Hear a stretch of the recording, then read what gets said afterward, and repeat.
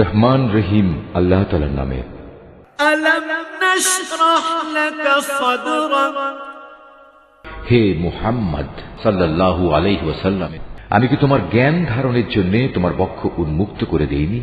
ওয়া ওয়াদা'না আনকা ওয়িজরাক, হ্যাঁ, অতঃপর আমি তো তোমার উপর থেকে বোঝা নামিয়ে দিয়েছি, আল্লাযী আনকাযা যাহরাক, এমন এক বোঝা যা তোমার পিঠ নুইয়ে দিচ্ছিল।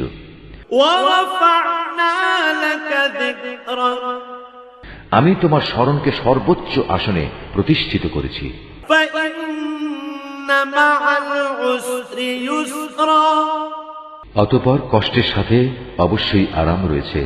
ইন্না মা'আল উসরি ইউসরা,